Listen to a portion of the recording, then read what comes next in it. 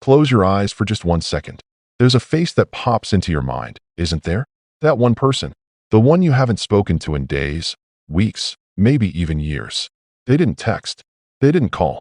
They didn't even post on social media. Yet, they are here, living, breathing, in the quiet corners of your mind. A constant, uninvited guest that you've dismissed it. Told yourself, it's nothing, just a memory.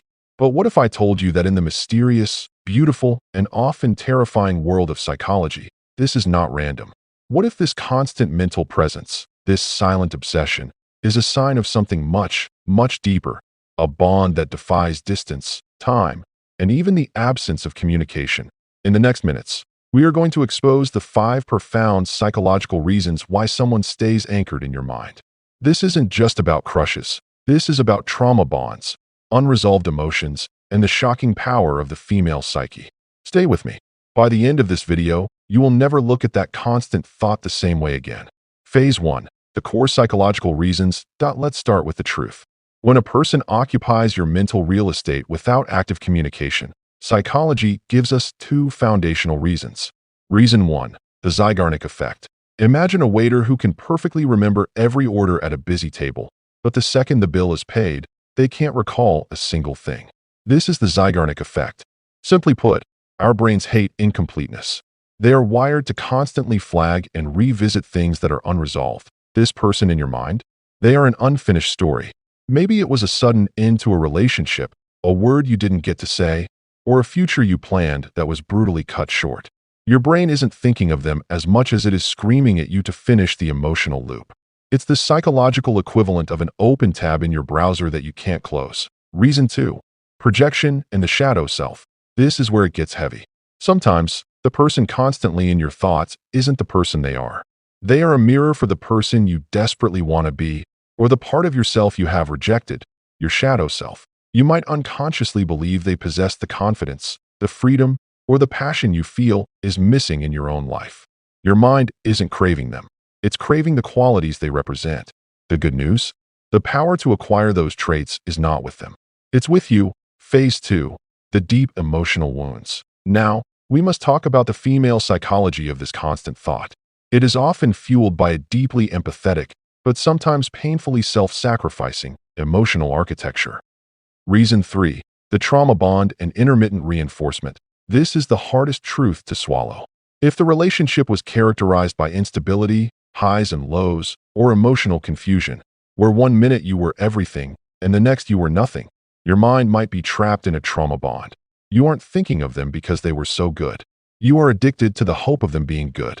The brain, seeking the release of dopamine from that random, good moment, forces the memory of them to the surface, tricking you into believing the pain is worth the potential reward. This is psychological conditioning, and it is a prison. Reason 4. Emotional investment and the sunk cost fallacy. Women, on average, are socialized to invest deeply in relationships. We invest time, emotional labor, vulnerability, and future planning. The sunk cost fallacy dictates that the more we've invested in something, the harder it is to let it go, even if it's clearly a loss. That constant thought is your mind calculating, saying, I put too much of me into this person to just let them disappear. It's an unconscious defense mechanism protecting your past investment. But you have to ask yourself, are you willing to lose your present to protect a faulty investment in the past? Phase 3. The unspoken connection, the spiritual twist that we've discussed the wounds. Let's talk about the more profound, sometimes even spiritual, possibilities. This is the part of the video that many of you are here for. Reason 5. A true mutual connection. Despite all the psychological explanations, we are human. And sometimes, the constant thought is exactly what you hoped it was.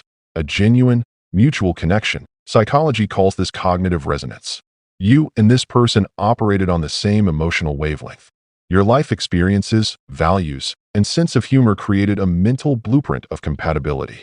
When you stop communicating, that mental blueprint doesn't just vanish. It stays active, like a powerful radio frequency that hears the key question to determine if this is true.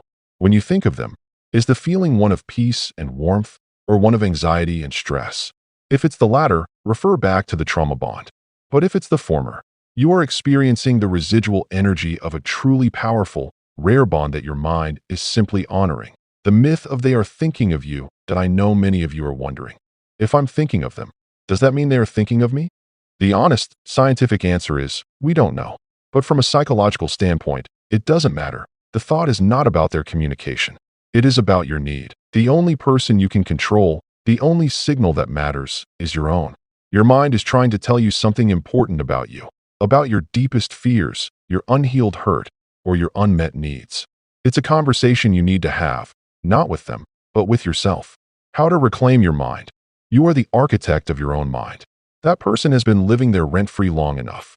It's time to serve the eviction notice. Here is the 3-step process, based in psychology, to reclaim your mental space.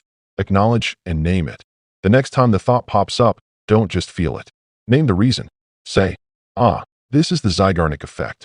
This is my brain asking to close the loop.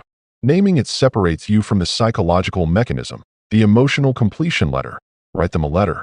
Don't send it. Write every single thing you need to say. The anger, the sadness, the forgiveness. This is the symbolic, psychological closing of the file your brain desperately needs. The redirected energy. That energy you spend thinking of them? If you admire their confidence, go take a course that forces you to be confident. If you admired their freedom, plan a trip. You are not losing them. You are integrating them. You are not obsessing. You are healing. You are not weak. You are wired for connection and completeness.